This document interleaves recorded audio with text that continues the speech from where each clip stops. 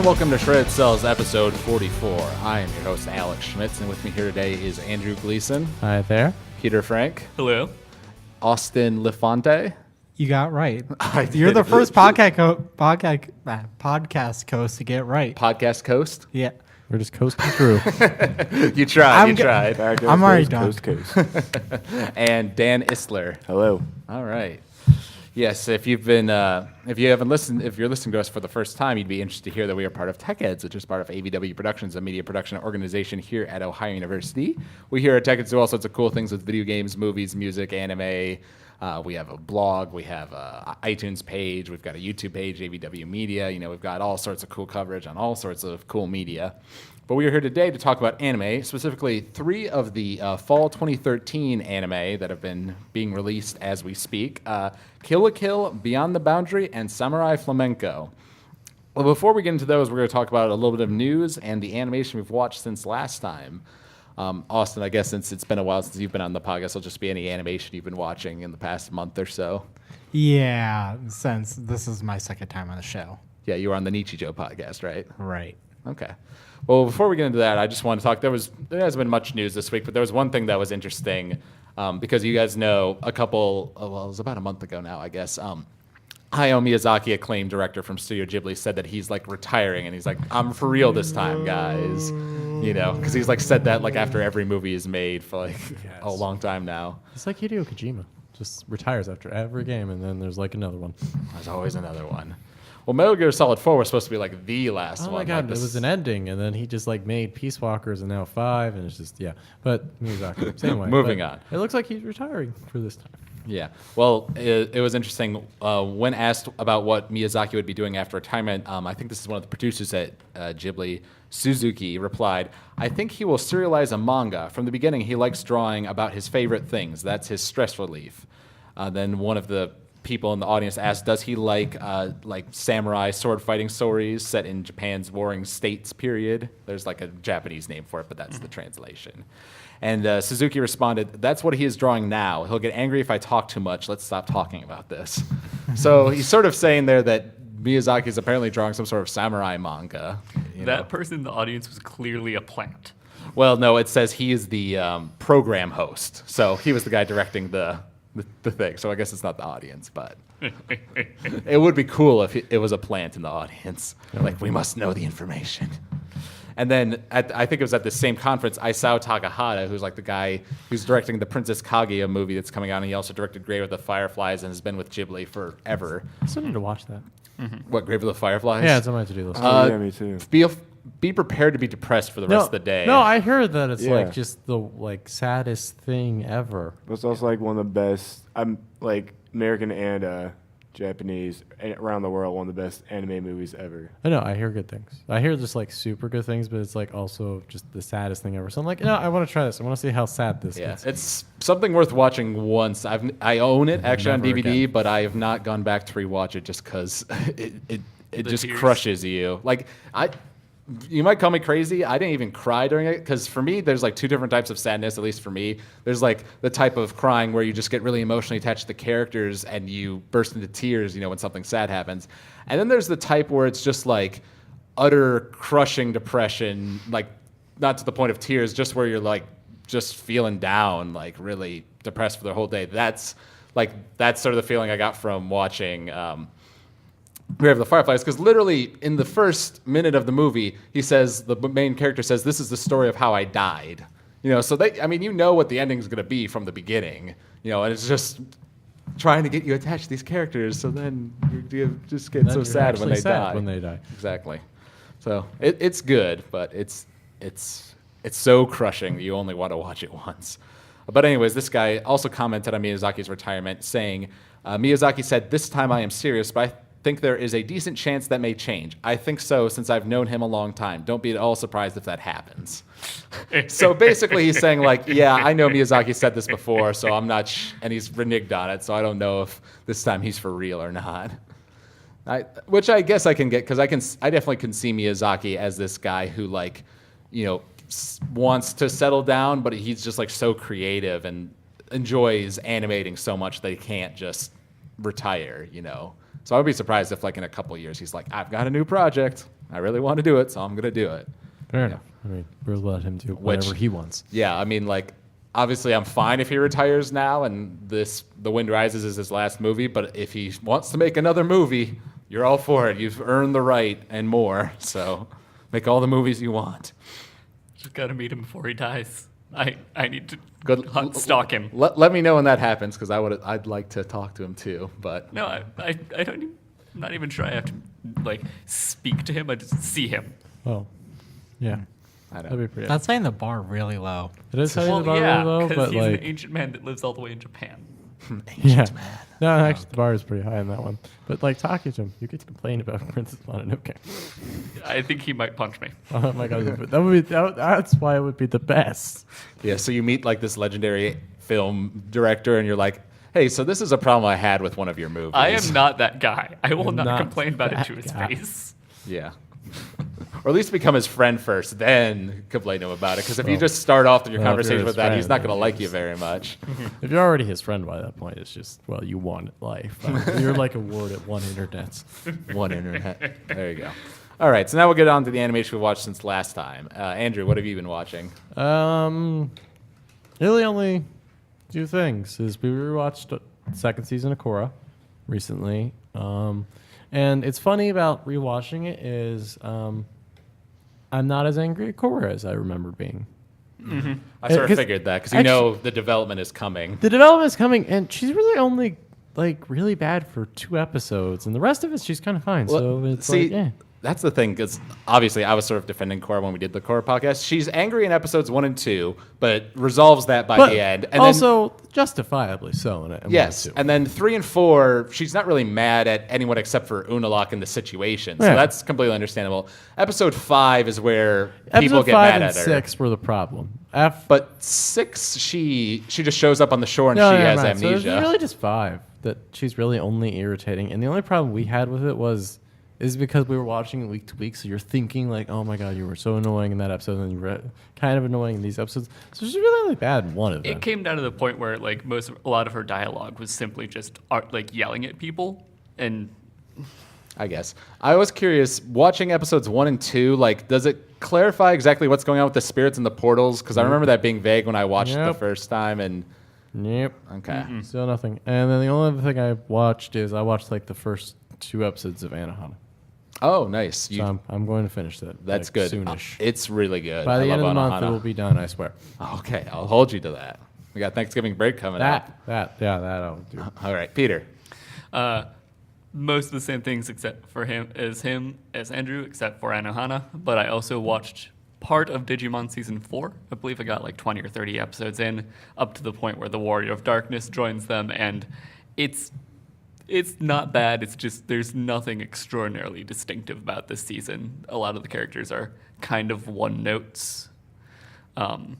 They're not bad characters. I actually respect them a lot more than most of the characters that they introduced in Season 2. Yeah, But that's the thing. You guys made it all the way through Season 2, and you really didn't like Season 2. We did go through all of that. Just abysmal. I see. There was one There part in was the some middle that got good us through. There Well, were some right. good parts. There were some good points that like got Yeah. us through. Well, like I said, it's been years, so don't trust my judgment too much. But there were some high points in Season 4 too. Like I remember the dark warrior guy. He was actually kind of interesting because those sorts of characters who are evil and then turn good, but still have evil inside them, are always more interesting than the main characters. I mean, he turns into a lion with a shotgun in his mouth. That's That true. makes it worth it. That's pretty cool. Austin, what have you been watching? Dear listeners, if you're thinking about going to college, even your freshman year will make you extremely busy. So basically, really nothing. Like seriously, the only thing I've watched other than the 2 animes we're going to talk about today is the first 2 episodes of the Persona 4 anime. Oh, how is that? I've seen it on iTunes. It looks pretty, but I know nothing about Persona 4 as a video game. I don't know anything as a Persona 4 video game either, but it's actually pretty well. Or pretty good. But the thing is, the art style looks a lot like Samurai Flamenco, and I looked it up. They're not by the same studio. It just made me really angry. I could see it. I mean, a lot of anime sort of bleed over styles. Like comparing one to the other, they might have a similar look to them. Yeah, but it's like it looks so much like it. Like even the eyes look exactly the same. Like not. I'll have to look at that, compare them maybe. Interesting. I wonder, it might be based on I don't know who did the Persona 4 character designs, but it might be just similar character designs, and the characters look similar in the animes. Yeah, maybe. Okay. As for myself, I've been just keeping up with most of the things I've been watching. I rewatched, even though I just finished this series for the first time last week, I rewatched a bunch of episodes of Clannad and Clannad After Story, and looked up some sad AMVs, just to get the tears rolling. I don't know what it is about that show, but it's really grabbed me. It's definitely in my top 10. Really enjoying that.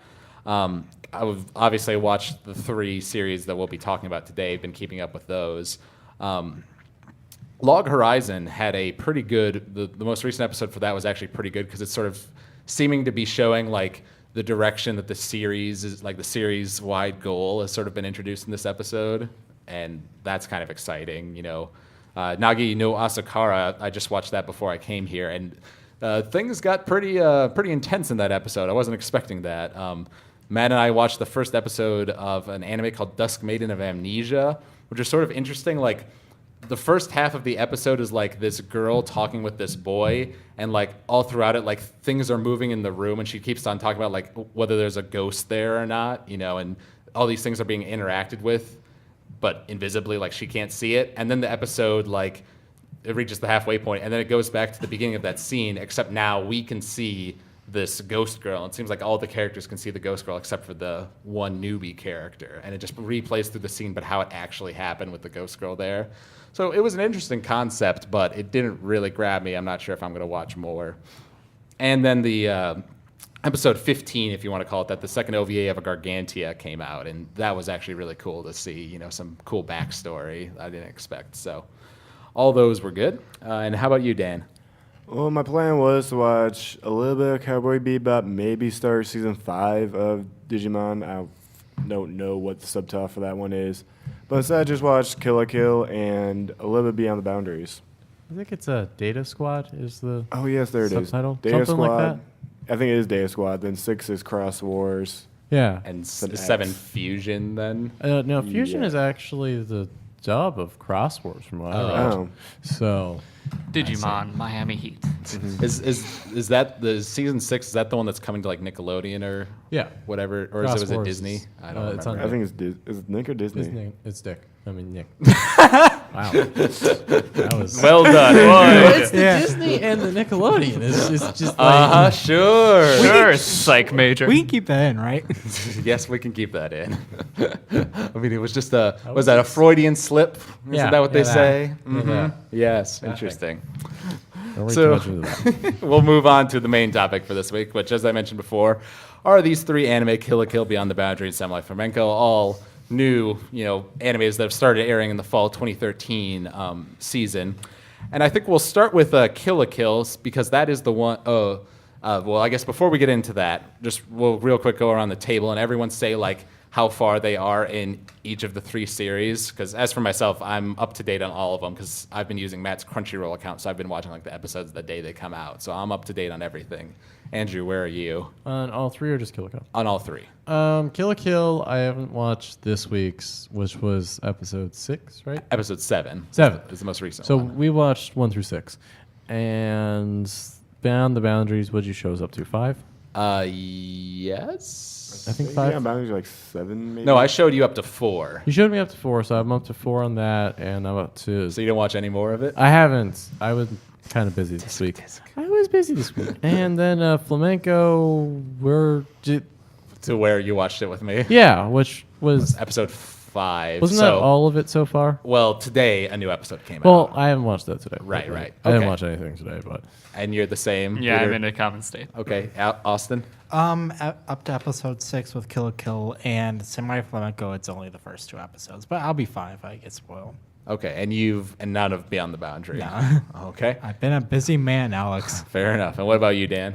I got all of, even today, or The most this week's recent. episodes, yes, of Kill la Kill, Samurai Flamenco, but only episode 4 of Beyond the Boundaries. Okay, but you have seen all of Samurai Flamenco? Oh, yes. You said including the one that came out today. Cool. All right. So, like I said, we'll get into Kill la Kill first. Something that's interesting because a lot of like these anime, that I've been watching, like a lot of them are 12 or 13 episode series, like so basically they go for like one season. But then there's some that go like 2 seasons, like Attack on Titan went from spring through summer, because it was a 25 episode series. Kill la Kill is going to be 25 episodes as well. Yay. Which I'm happy with because that means they get more episodes to make the story larger because it certainly is a pretty epically sized story, it seems like. For whatever plot there is buried in. Yeah. I don't know. What were you guys', I guess we'll just go with some first impressions because we talked about it a little bit. When we talked about like the animation watchings last time, we've talked a little bit about our opinions on it. And like everyone in my apartment has been watching Kill la Kill primarily because this is the first TV show anime being done by Studio Trigger, who is this made up of a bunch of people from Gainax, specifically a lot of people who worked on Gurren Lagann, which a lot of us like. Specifically, two of the most important people, Hiroyuki Amaishi, who is the director on Gurren Lagann and the director on Kill la Kill, and Kazuki Nakashima, who's the writer for both. So they're both working on this project. So a lot of people are excited for this as like the next, thing from the creators of Gurren Lagann. And it certainly has lived up to that in that, like, it's got that same art style and the same craziness and ridiculousness. Watching it, though, has actually made me realize that how sort of tame and story-driven Gurren Lagann was in comparison, which is, like, crazy to think about given how Gurren Lagann is, but it's sort of true in comparison to Kill la Kill. Like, I liked the first episode and how frantically paced it was and how, like, fast, like, she comes there, she loses, she gets the suit, she fights, she wins, like, they are moving the story along pretty fast, but I have been worried at times about like if it was too crazy and ridiculous and not actually getting us attached to the characters and actually trying to tell a story. But the more recent episodes, I think, have brought that narrative element that I've been wanting. I don't know. What do you guys think? It's funny because after the first episode, and the second episode was kind of the same way, was because it was so fast paced and there was so much going on. They were just like attacking you with like just so much information about the whole crazy world that doesn't make any sense. But because of the way, because they set her up, I can't say Ryoko. Ryoko, that's it. I'm sorry. Anyway, Ryoko is just the straight man. She is just like exactly like us and how any normal person reacts to the situation, and it's just so crazy, and she just does not comprehend it, and she's just like, that doesn't make any sense. That like the whole time she's like, that's stupid, that doesn't make any sense, this whole thing is stupid. And I think that actually got me to attach to her very quickly because I'm like, I'm with you. I'm like, what's going on? Yeah, well, obviously, like the biggest problem I had early on, and still probably the biggest problem of the show, is the extremely fan servicey uniform that she wears in all of the fights. But the fact that she is embarrassed by it, and For a while. Well, even later on, she still is kind of embarrassed by it, not as much, because to be fair, it would be kind of a little tiring if like every episode she fought and she was like blushing the whole time. Well, because the whole third episode was about her overcoming that and just like getting over it. So Pretty much. I don't know. Peter, what were your first impressions? My first impression was I was just horribly confused and I didn't understand why this was considered like just a standard anime. Well, but anime has a reputation for being absolutely insane. Yeah, I don't know. I had to watch it like the first episode twice to really let it sink in, and I noticed that there's actually a fair amount of like actual wit in it. Like Ryoko at one point compares like love's first kiss to eating a lemon. And the first line that comes from the president, I think, is a direct quote from 1984. Yeah, something like that. Because apparently the premise for this is like Adolf Hitler won in the World War II. Like it's sort of vaguely like thrown out there in the first episode, but I'm pretty sure that's the plot. Well, they reference Hitler like nearly every episode. There's a class. History class. Mm-hmm. Yeah, well, they called him like Chancellor Hitler, I think, in the one episode, the first episode. So that would do it. I'm very fond of it, and I'm enjoying all the fight scenes and the crazy characters. I love her little sidekick that talks so fast that we have to watch Mako. every scene with her like 3 times. I'm thoroughly enjoying the series. I just want it to like go a little more into the plot, just Okay. a little bit more. What about you, Austin? Well, for starters, I think it's kind of stupid that everyone here is a guy. Yeah. We can't give a proper commentary on that particular aspect of the show, I suppose. Yeah, but overall, it's the anime since I haven't watched that much. It's basically the most over the top anime I've seen that actually does take itself semi-seriously. Right. Well, yeah, Nichijou is pretty over the top, but it doesn't take itself seriously at all. Right. So, I don't know. Yeah, I just like it. So you've enjoyed it. You just don't know quite what to think about it. Well, yeah, kind of around that aspect. Okay. And what about you, Dan? I'm sorry, I don't have much to say about it That's fine. that everyone else said. I think it's like about halfway through the first episode, a pair of clothes says, "Your blood has awakened me." I'm just thinking, wow, this show is really weird. Yeah. But Yeah. it's completely insane. It's over the top. It's just crazy. I really like it, though. Yeah. Well, I know. I find like there's a certain amount of enjoyment. Like you're watching like these. Like I've been watching a lot of these other anime, and they're maybe more story driven or a little bit more boring or whatever. Whereas like every episode of Kill la Kill, you can go in knowing that at the very least you'll be entertained, just because it's so over the top and ridiculous and wacky. You never know what to expect from an episode. Yeah, it's just really a simple Monster of the Week anime. Well, sort of, but it sort of defied that because I sort of thought it was going to be the thing where like every episode she was going to fight, one of the club presidents, but it really hasn't been that, which I like actually. Yeah, so I thought it was gonna be. It's gonna be like this week she's fighting the boxing club president. This week she's fighting tennis club president. Next week she's fighting the gardening club president. It's really not like that.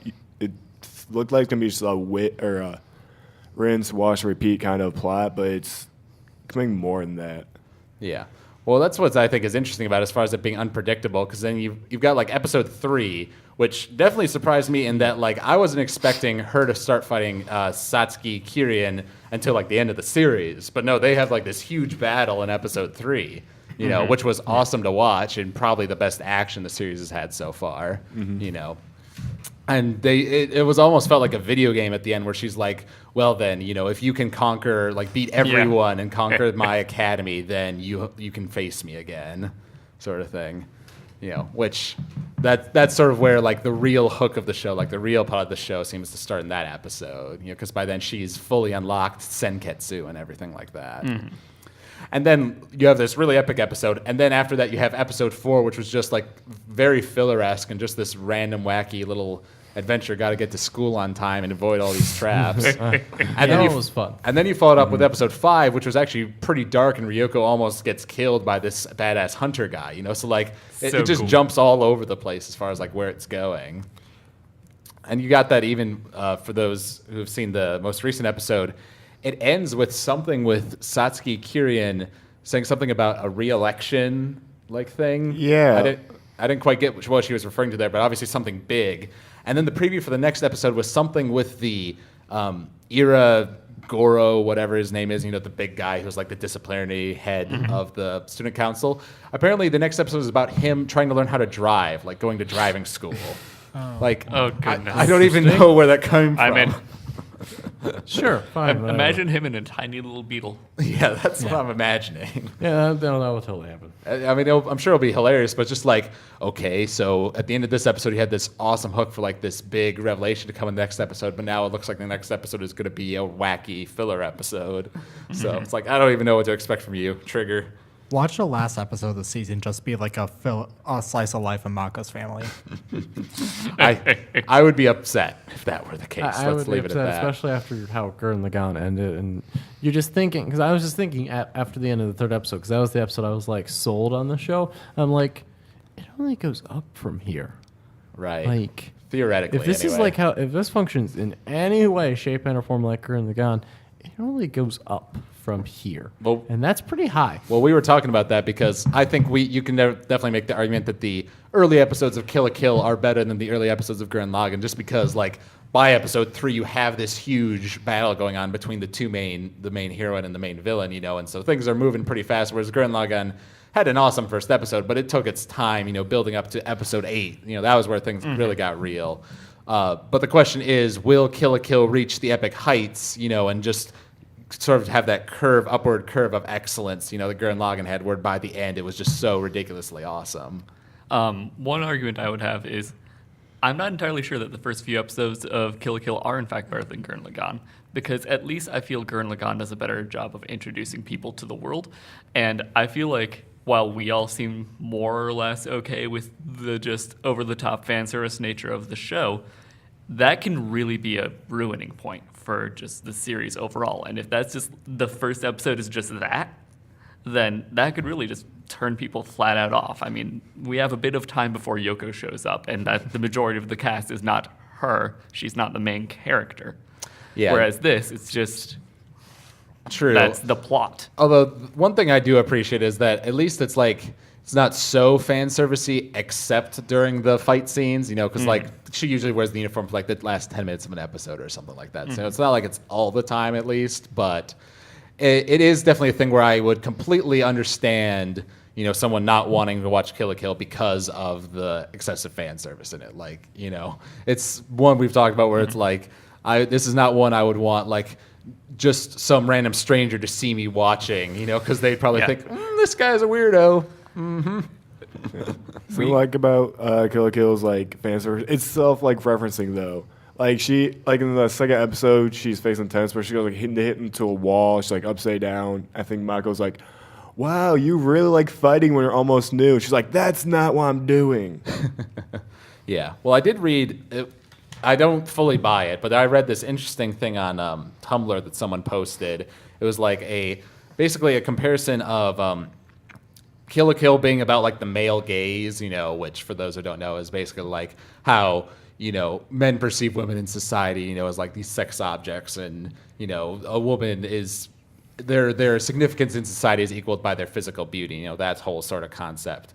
And this person was making the argument that the Kill la Kill is a coming of age story about a girl dealing with the pressures society puts on young women, going through puberty. Wearing the outfit gives her great power, but it makes her feel shame because men look at her. But what this person is arguing that rather than the male gaze making them helpless, it makes them stronger, wearing the outfit makes her stronger. And so the conclusion this person comes to is you cannot control the lens through which people view you, but it should never be a cause for shame. In fact, you are stronger because of it.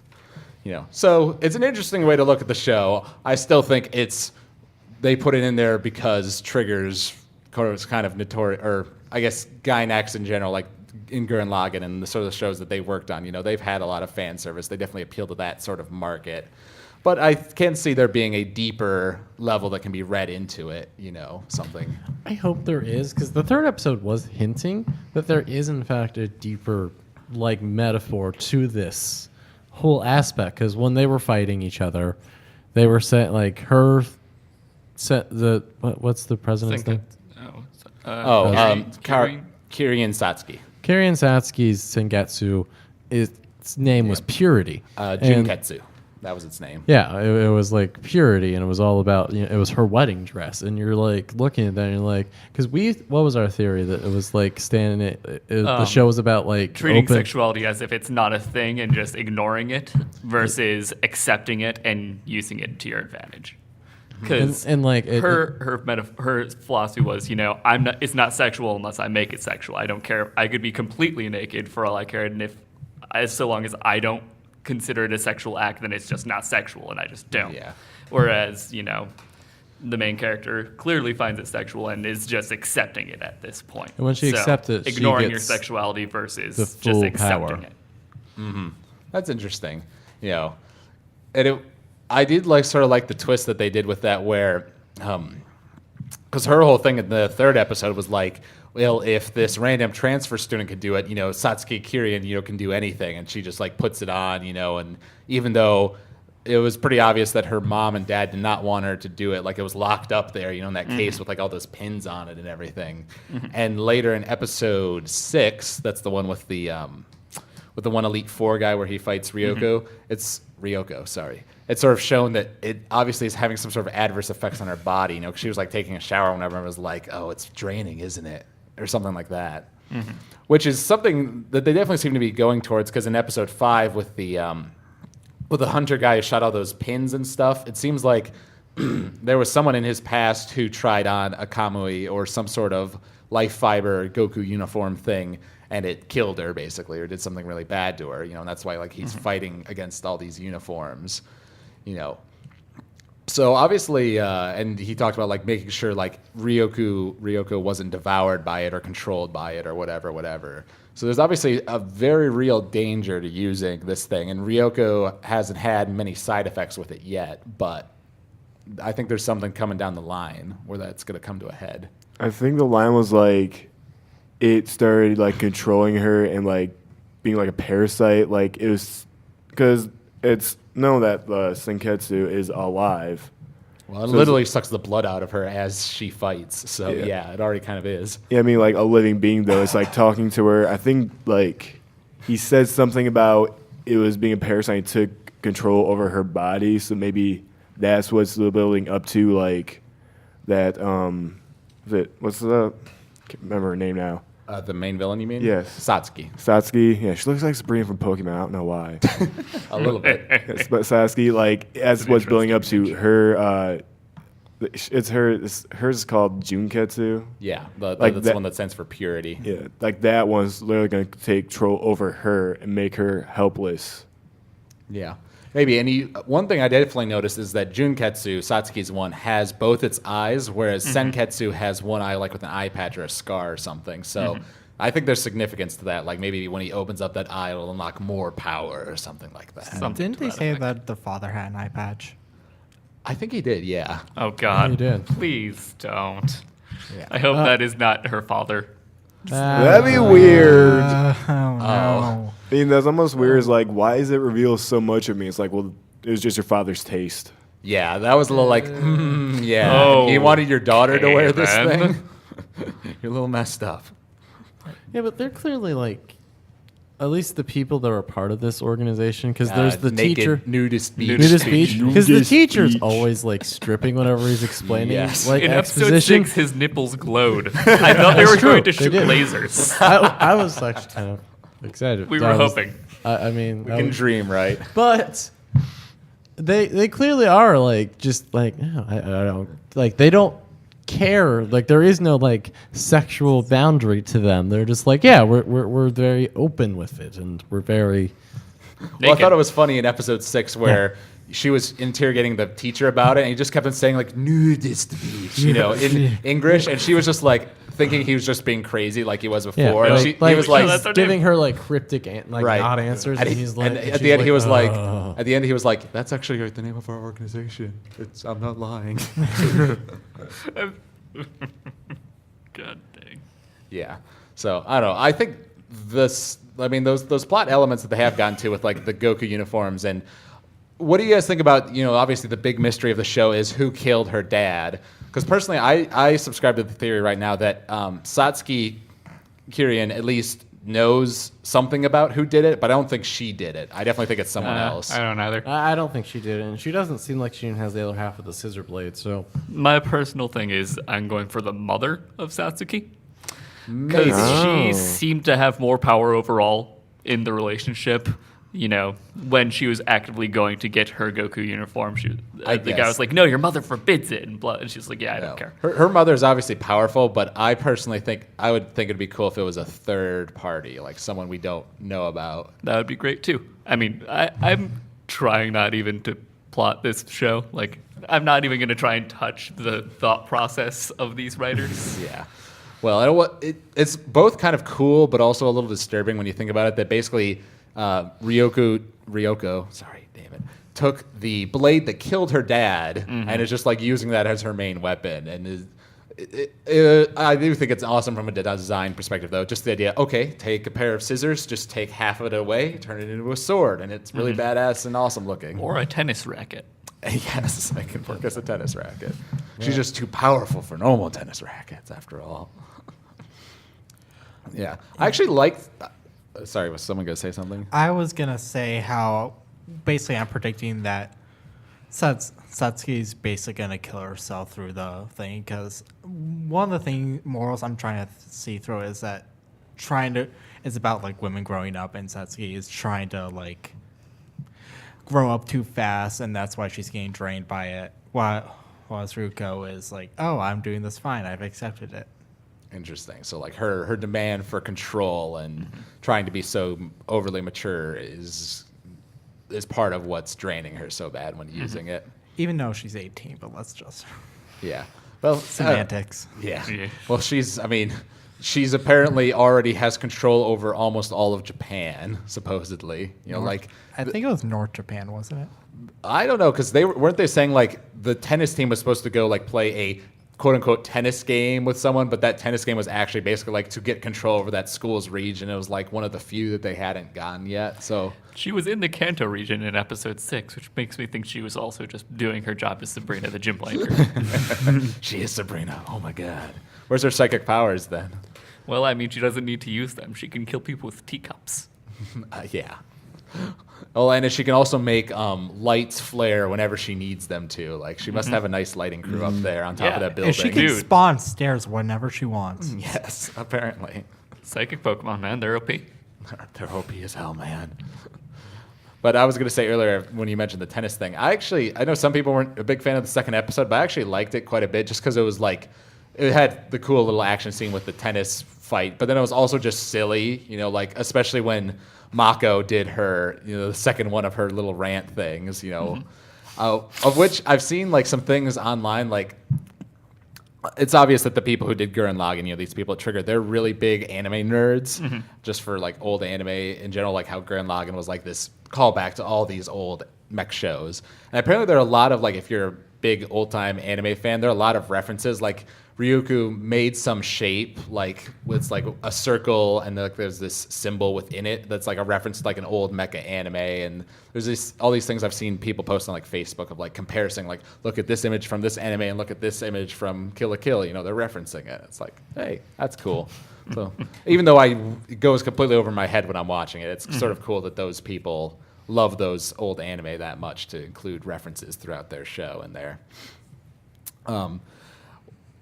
I've sort of said like episode 4 really is like the low point in the show for me right now, just because like it was fun, but the animation was like obviously like it's used like there are moments where the animation is like really fluid and awesome looking, and then there's times when it looks like bad, Very drag and drop. sometimes it's like bad on purpose, like or it contributes to the style, you know, sort of how like Gurren Lagann, you know, would sometimes have the characters just move like straight up and down, you know, or just you know being a little lazy with it, but it gives a certain look to it. Whereas episode 4 just seemed to take it a little too far, where like the whole episode was lazy and like literally just like moving the characters around the screen like in Photoshop. It's like oh god, it was almost painful to look at. I really liked episode 4. Just because it was just hilarious. Yes. It was funny. Like they're trying to get her outfit, the Kensu, to her. Senketsu, It's like yeah. yes, the father, the little brother, and the dog. Father crashes the car and he's like, "I need to speak to you, son, man to man." And he's like, "Okay, deliver the outfit." The kid crashes and he talks like, "I need to speak to you, man to man, dog." Man, dog. Yeah. I don't know. Maybe all their budget just went away. 'Cause, like for episode 4, it was just all thrown in episode 3 because of that fight scene. Maybe. I don't know. Gainax has not always been the best at managing their budget, so I don't know if Trigger's the same. The other problem I guess I had with episode 4 was that the one chick, her friend that she made in the episode, she was so obviously the villain. I was hoping I hope she turns out to be sort of a Team Rocket villain, where she's just so incompetent and just keeps coming back. But she was expelled from the school. Remember? Well, No, we were sad, but we wanted her to come back because we're like, you're really competent though, because like these traps are actually really cool. yeah. Well, she almost got her, you know, with that last one that sent her down to like the very bottom of the gigantic city that they live in. And She then also- she just kind of jiggled on screen when the suit froze up. Yeah. A little bit. That's also one of my favorite lines, like because it took her like 3 like episodes, Ryoko, to get like you need to just be okay with being like this revealing for the outfit to be as powerful. And the friend steals it, puts it on, and she's like super powerful. And Ryoko's like, "Why is she so powerful?" And the suit's like, "Because she has no self-respect." Right. It's just like. Right. Well, she was able to immediately That was put it funny, on yes. in like Senketsu form, which is supposed to be like something really hard to do. Like even Kiri and Satsuki, you know, could barely put on her kamui, you know, whatever you want to call it. So I don't know. Episode 4 was fun. Like, I wouldn't say it was bad, but I was a little worried about the show. Like, is this really the direction it's going to go? Just like complete craziness. But then episode 5 sort of redeemed that for me because the guy, Sumugu, that they introduced, I liked his little thing where he was like, let me tell you 2 things. 1, blah, blah, blah, blah, blah. And 2, blah, blah, blah, blah, blah. No, because I thought the second one was always don't interrupt me. Yeah. and there was like a point where like Ryoko interrupted her and I expected him to like get really mad, but he didn't. He took that really well. Yeah. Yeah, like she interrupted him, and then she walked away. He was just like, "That was weird." It goes back to like the way he was doing it right before. Yeah. But I don't know. That whole fight scene was pretty awesome just because yes. it was like both him versus Ryuko, and then also he was fighting like those members from like all 3 of those clubs, and then she's just walking down the hallway and you see like all of them dead with like the little needles like put all into them. And it was kind of nice to see there where Senketsu literally jumped off of Ryoko and talked to him and like said, don't you dare touch Ryoko, and it's sort of showing that like they have this, friendly bond, that maybe is unique among these Goku uniforms, the Kamoes and everything like that. Maybe a father-daughter bond. Oh, no. I hope not. no. Stop. I hope that's not it. That would be weird. I also wouldn't put it past it. It would, no. I can't put it past Let's see. Make sure your microphone's connected there, Andrew. Yep. Okay. Yeah, just make sure you talk close to it, I guess. Sorry. I just can't, I mean, I can't rule it out because you really can't rule out No, anything like, on this show. That's but true. I hope not. That'll just bring it to a whole new level of creepy that I was. don't want the show to go to. Yep. But I don't know. I thought episode 5 was pretty great. And one thing I will say that is like probably one of my favorite comedy aspects of the show that they've introduced is this whole idea that only Ryoku can hear Senketsu, so everyone just thinks she's crazy talking to her uniform, like her uniform is her only friend. The only sane one. She's the crazy one. That's right.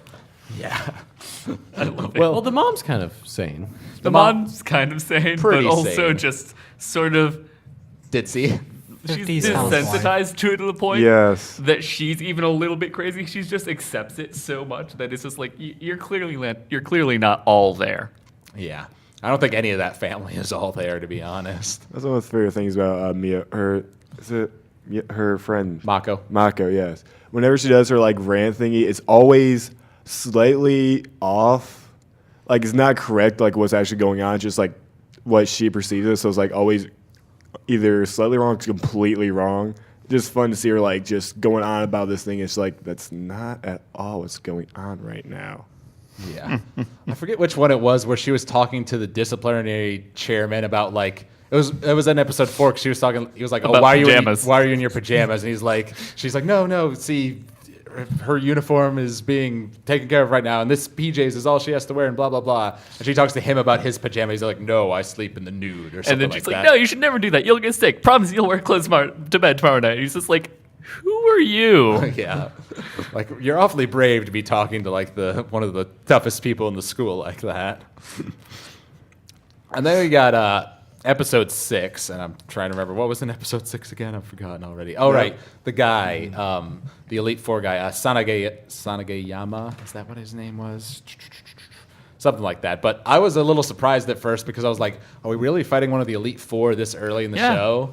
And she goes and beats him pretty easily because he just sort of uses the all-seeing eye technique, that we've seen in every shonen anime. Mm-hmm. That's a pretty bit of a cliche one. But then she defeats it really easily, and then you get the cool twist, which I did not see coming, where he sewed his eyes shut, and that gave him like the all-seeing eye of like all of his other senses let him perceive the world. Yeah. I thought he was going to like take that big bundle of life fibers that they showed in the beginning of the episode and try and make like his like own 5-star or something like that. His own version of Sengetsu. Well, wouldn't it just be a 4-star? Because there isn't a 4-star uniform right now. I thought I remembered in one episode they showed like the next step they were trying to make a bigger version, and it was a 5-star instead of a 4-star.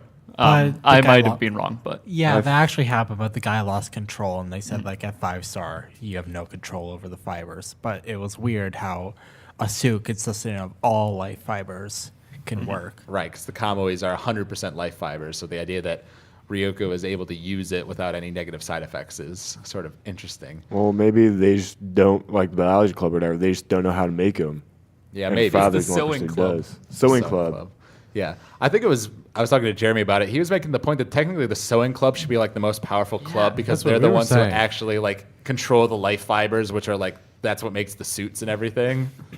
So theoretically, they should be a really influential club, Sewing club, man. They're just a bunch of badasses. I guess. But I don't know. I thought that was pretty cool when he showed up with his eyes all sewed shut and Satsuki Kirien was up on her building with her lights and she was like, this is his dedication, this man sewed his eyes shut, and in order to face you again, because he was like, I guess closing his eyes actually let him resonate more with his Goku uniform, and like through his Goku uniform he could like fight better and perceive everything around him and blah blah blah. And they sort of introduced this whole concept of the Goku uniforms overheating just so Ryoko could make it out of there alive. Yeah, but I think they'll probably use that more often from now on. Maybe. I don't know. It seemed sort of like just a reason for her to live. It was pretty pretty silly. But we do see Senketsu fairly often venting steam after an attack. That's which true. could be explained why he can do so much. Maybe. That's an interesting theory. Like, that's how he's not overheating, basically.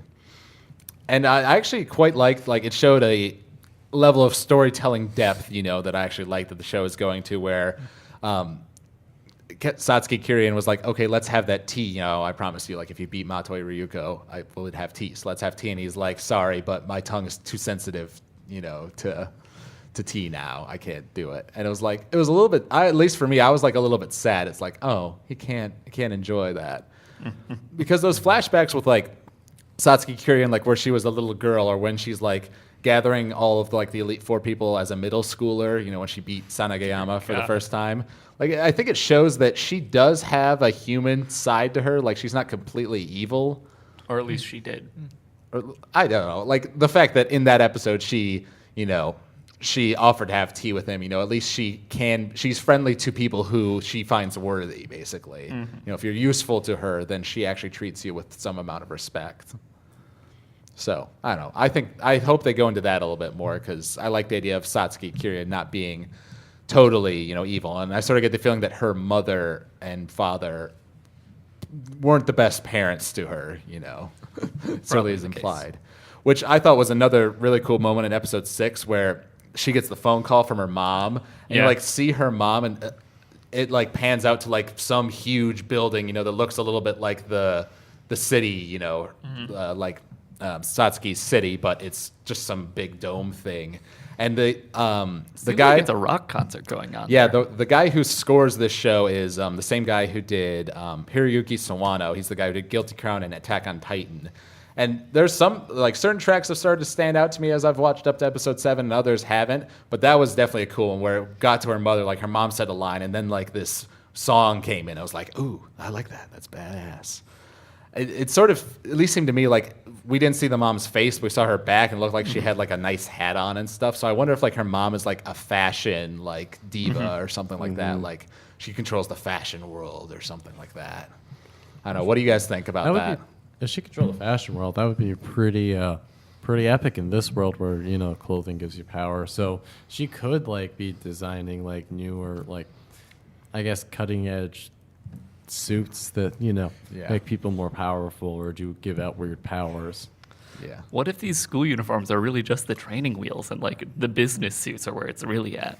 Oh my. I know, but you can see with all the life fiber suits, they have that red 3D effect, where the fibers are going back and forth. So, and unless you see that, I'm not sure you can be certain it is a life fiber, thing. With the exception of the Kamuis, which obviously look normal, but they're 100% life fiber. They're pretty unique, obviously. And then we won't talk about episode 7 too much, since the three of you haven't seen it. But basically, the premise for it is actually really interesting, where Ryoko starts up a fight club. She starts up her own student club, because club presidents are able to, if you're a club president and your club does well, then you're able to move up in the world and get 2-star or 3-star uniforms. And so basically a bunch of clubs have started forming like these really obscure sounding clubs so they can try to defeat Mato and Ryuko, because if they do, then they'll be bumped up in status, by Satsuki. And so Ryuko starts up this fight club where she just beats up all these people, and Mako is the president. She fills like all the paperwork. And as a result of it, her family like moves up in status, and like they get to the point where they're living in like the 2-star level, like they're living like this life of luxury, but it sort of corrupts them, and like the family isn't the same. So it's a cool episode. I really enjoyed it. What did you think of it, Dan? Oh, that was great. It's like I was about to go where it's an anime where teenage girls are fighting with barely any clothes on to get like as deep to like more money you make but less happy you are kind of levels. Yeah, that was very interesting. Well, I thought the conversation that Satsuki and Ryoko had in that episode, like where Satsuki said, like look at how this greed has corrupted them. They really are humans and pigs in human clothing or whatever. And then when eventually Ryoko is able to throw it back in her face. And I thought like that was cool, getting to like that's definitely I think what this show is going to be about, like at its philosophical, like thematic core, and that's cool. I want to see them go into that more. I risk getting kicked out of Shred Cells forever for saying this really bad joke. Did they talk about Fight Club? No, they did not talk about Fight Club, because no one talks about Fight Club. I don't want to talk about Fight Club, man. I watched on Crunchyroll in the comments. There were a couple of people making Fight Club jokes about it, so you're not the only one. Okay, I feel a bit better, but not really. Okay. Every anime podcast needs a bad joke. At least one. And Kenny's not here, so We don't have his done it for us. terrible Thank you. puns. Although we did have your Freudian slip earlier, so There's that. we've already got that going on. well, it's Disney and Nick, man. That's what they would combine. It'd just be a horrible Not combination. Nisney. So I don't know. Just real quick overall thoughts. I think we've already sort of said it, but personally, I was kind of worried about the show, but I'm actually really enjoying it right now. It's sort of hard for me to say. It's either Kill la Kill or Samurai Flamenco as far as like anime I'm enjoying watching the most right now. I don't know which it is because I like them both for very different reasons. But for its crazy actionness, Kill la Kill is great, and I really hope it does reach epicness equal to or greater than that of Gurren Lagann by the end. That's the hope. That's a lot of epicness. Like that is like the highest level of epicness I've ever Right. seen. So That's the thing. That's a lot See, to live up to. So I don't expect it to. I don't even expect it to equal it. But if it can get close, at least, Yeah, that's then it can still be really more good. Than, Most shows. 99% of things. Exactly. So I don't know. Dan, what are your overall thoughts on Kill la Kill? It's completely insane. It's completely over top, and I really, really like it. Fair enough, Andrew. I'm liking it a lot. Like between the 3 shows we're going to talk about, it's actually my favorite. It's fun. You never know what to expect. I literally cannot predict even a little bit what's going to happen, and I swear there is a plot buried in here somewhere. And when we get to it, we're going to be able to go back. We're going to be able to watch all the episodes, and we're going to like see it there. And we won't be able to tell anyone about it because we can't talk about this show in public. That too. What about you, Peter? I'm loving it. I'm much like Andrew. I'm just not even trying to predict the plot, and I find that very refreshing. Nerds in their pop culture love just saying, "Oh, that's how that's going to end." That guy's evil. That guy's totally going to betray her. She's totally in love with that person, even though they haven't shown anything to indicate that yet. I just love that I can sit down and enjoy a show where I'm just, oh my God, what's going on? I don't know. Well, that's what we've talked about on the Korra podcast since the beginnings. Part 1 and part 2. Korra has become that where you can't really predict exactly where it's going to go because there's so many directions it could go. And Kill la Kill is like that to the extreme, just because it's so crazy. It like will literally go anywhere. Literally anything could happen. So that's what's cool about it. What about you, Austin? Just what everyone else said. I really like it. I'm gonna keep on watching it, and it's basically just a show where you just have to sit down, shut up, and just watch the show, And then watch enjoy it again. And again and again and again. All right. So now we'll move on to Beyond the Boundary, which is it's also 2013, same time. It's only going to be 13 episodes long, at least for this season, because it's based on a series of light novels that I think are still ongoing, so there is no end to the series as of yet.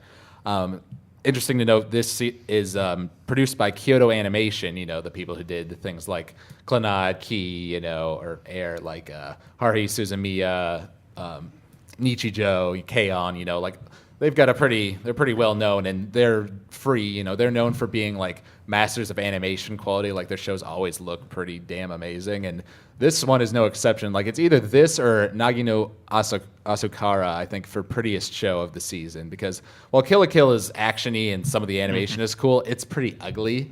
Whereas this has a level of polish to it, you know, that I find really impressive, especially in the fight scenes. And then Nagino Asakura is just like not fight scenes, but just the backgrounds are so detailed. But that's a different anime. Whatever. So I guess we'll just go around and do first impressions again for everyone for the first episode of Beyond the Boundary, because Peter and Andrew, you guys watched it in my apartment with me. You know, we watched the first couple episodes after whatever it was, one of the anime we watched. So what did you think of it, like for the first episode anyway? It's interesting. I was curious where it's going because like the intro's strange. It explains nothing because she like jumps over. She looks like she's gonna kill herself, and then she jumps over the fence. Is like a stab him with this sword made of blood, and I'm like, what? Okay, now I'm confused. What's going on? And then they like back up, and they kind of explain what's going on. And I am curious to see where the show's going. But as of right now, at least with the 4 episodes I've watched, I mean, there's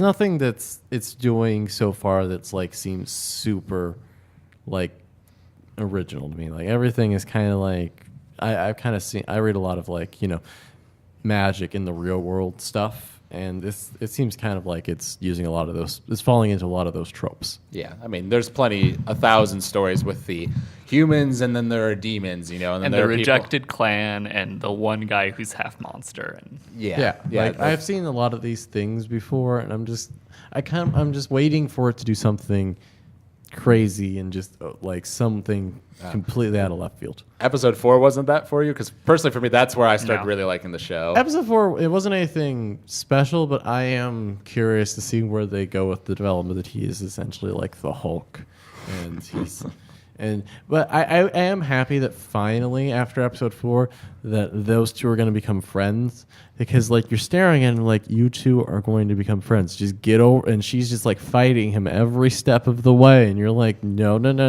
just get over it and accept the help. My God, just do it. All right. What did you think of the first episode, Peter? the first episode, again, much like him, I was horribly confused. I at one point questioned why she was using the scissor blade from Kill la Kill. And then I was like, oh, it looks like it's made of glass or something. Oh, that's blood. Oh, that's a thing. And she keeps stabbing him, and then she's in a broom closet. And Yeah. I will say, yeah, as far as unique things go, it has some unique powers. Like, I haven't seen it. I can't think of a show I've seen where someone can control their blood and make weapons. You know? that sounds very I've not Naruto-y to me. seen weapons. It's not in Naruto, because I've seen all of does- Naruto. I've He never does seen it weapons, with but his I've seen. bones. That's true. Bones. I've never seen weapons. The least I can think off the top of my head, but like I know like plenty of just characters in like comic books and other things that have used their blood as like fire or magic or something. I see. And then there's Sorry. the gentleman who is obsessed with his sister and wields a magical scarf. Weird. Yeah, that one's Yeah. weird. That guy's weird. See, that is the I want- one element of this show that is like almost the most interesting thing to me. This show seems to be willing to do the strange things. Like, I have a fetish for glasses, and I'm extraordinarily open about it. And I have a fetish for my sister, and I'm also extraordinarily open about it. You should be in jail, good sir. Yeah. There's a level of creepiness to those two characters. There is, but I Well, want one of them's a more- monster. Like, I want kind of more cut him from, some slack. like those two, like him and his sister, like the scarf guy. What's his name? Oh, yeah. Hiromi and Mitsuki. I want more from them because like so far they haven't been like they've been present in the story, but they haven't been present enough to like become like real characters. And I want to know more about Episode, you haven't seen it yet, but episode 5 was pretty much focused a lot on Mitsuki. Okay, And that's- sort that's of, good. there's something with their sister, you know, is like the head of this town, sort of. And it seems like she's kind of strict. And she was, what was it? She told him like she was telling Mitsuki like that spirit world warriors are always alone, you know, and she was like saying like you shouldn't go to this one like festival of the lights thing, you know. But by the end of the episode, Mitsuki goes to the festival of the lights with Kuriyama, you know, and Akihito and Hiromi are there as well, you know, so they're like all there and it's happy. because those four totally just need to become like a friendship unit kind of thing. Yeah. It seems like the two brother and sister are very just, I'm with you because I'm sort of giving you some pity friendship or like a pity relationship. I know it's more of a bodyguard. If you screw up, If I'm you going go to cut your Hulk head mode, off. Right. Well, what I thought was cool was that, like, firstly for me, like I said, episode 4 really caught me off guard because I didn't see the twist coming that like he was going to be evil, sort of evil and like this powerful destructive force, and sort of revealed that, yeah, those two, they had sort of said some odd dialogue, in the first 3 episodes, so you're like a little confused by that. And it turns out, oh, wait, that's because they're not really his friends so much as his watchers, like his keepers, to make sure he doesn't go out of control and kill a bunch of people. I do agree. Like they were saying some odd dialogue in the beginning, and you're kind of like, what does that mean? Aren't you guys like, because you guys hang out at the same club every day after school? But no, I mean, Where it does you're make literally sense. the only 2 people in the room. Like I would assume you don't despise each other. Right. And they don't. I mean, obviously they're still friends, but it's an odd friendship, certainly, with that dynamic going on there. Dan, what were your thoughts on the show? Like the early parts of the show? The first episode, like, it was interesting in a way, but I just think, like, I'm up to episode 4, I think it's like going by very, very slowly. I guess, but I don't know. A lot happens in episode 4. Well, episode 4, you can say that, but episode 4 is running away for about half the episode. Then she finally like defeats the shadow thingy, and then the rest of the episode is just containing the guy changing into a monster. Right. Well, I don't know. They certainly could have like made that whole episode her dealing with the shadow thing. Like she stabs her sword through Akihito, and then like, oh, what's going on with Akihito, and he's like this monster, and then that they would have like ended the episode there, and then episode 5 could have been that. They crunched that all into one episode, which I actually kind of liked. They did, and I did like that because like I'm like I don't want to have to like wait to see like what he's turning into. Like he just goes full on Hulk mode, and Yeah. I like that the gem she got from killing the shadow was stolen, and all she got out of it was like a nickel. because she Yeah. totally deserved like all of the money for that. It would have crushed the economy. Yeah, well, and you guys had a theory because remember in the epilogue of that episode after the credits, the Izumi Nase, the older sister, takes the crystal to some old guy in a like crystal-filled like cave thing and gives it to her, and he says something like, "Oh, this should delay the society. You've done well. Like go." Mm-hmm. So I don't know who that is. Like obviously someone important. Like it would be interesting if it turned out to be like Akihito's dad or something That's what I'm like that. thinking. But Akihito's dad is presumably a really powerful Yomu, so I don't know if she'd be working with a Yomu, presumably one who's, because I sort of anticipate Akihito's dad to being some sort of like demon king, like some really powerful, bad, sort of baddish guy. But maybe I'm wrong about that. I don't know. That's my inclination to think. What do you guys think about the humor in this show? Because personally for me, it's sort of an on and off thing where like some of the jokes I like laugh out loud, like they're really good, and sometimes they're a little like maybe it's just because it's Japanese or I just don't get it, or it's like just oddly paced. So like some of the jokes I laugh at, some of them I don't. But one moment I really love is when in episode 2 where he has the message from his mom, and they keep flipping the card up and down. He's like, "Stop torturing me." Stop. No, I'll watch it later. Just don't leave me alone. Because the mom in that actually reminded me a little bit of the mom from Toradora, like just this ridiculous mom who's just hilarious. So I don't know. I've sort of gone back and forth on the humor in the show. Sometimes it's funny, sometimes it's not. You guys haven't gotten to it, but in episode 6, there's this. They go and fight this Yomu on the top of the roof of the building, and they're like, "Oh, it's actually worth like a lot of money, but there's a reason why no one can ever get to it." And it's because like whenever anyone gets close to it, like freaks out and explodes with like this orange juice that just like washes everyone off the rooftop, and it makes you smell really bad. And so then they have to they keep on coming up with ways to like trying to feed it. And in the end, they figure out that it actually has a thing for pretty girls. And so they actually do like this whole dancing routine. It's like this really elaborate, like well animated thing with like all 5 of them doing this dancing routine. And then in the end, like they're like, "Okay, so who's supposed to kill it?" And they're all like, "Oh no, we didn't plan for this." Get washed down the edge. It was a funny episode. That would be kind of fun. Yeah. I think they need a lighthearted episode in there because this show looks like it's going to get dark and serious by the end. Five was a mix of happy and sad, and 6 was very lighthearted. And then 7 was interesting because like already I'm seeing some character development because in episode 7, Mirai Kuriyama, the glasses girl, fought Sakura again, the girl with the chainsaw lance gun thing. Just the craziest weapon. The craziest weapon. Like- It gets even cooler in that episode, Wait, it's actually. basically the gunblade from Final Fantasy VIII then?